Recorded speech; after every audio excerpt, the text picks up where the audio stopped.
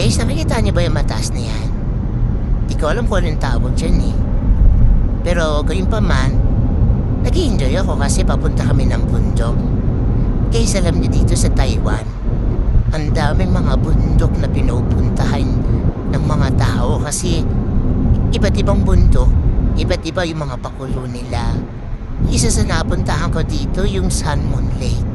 Bago ka makarating dun sa lake, tatawirin mo muna yung ilang bundok. Pero sasakay ka sa clip car. Kaya nag-enjoy ako.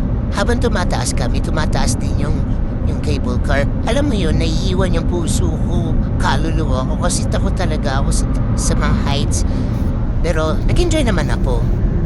O ayan, nahulog na naman. Teka lang, saglit lang. Minayos lang ako. O ayan, back na tayo. O diba?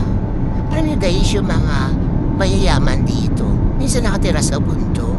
Bongga, diba? Sana all.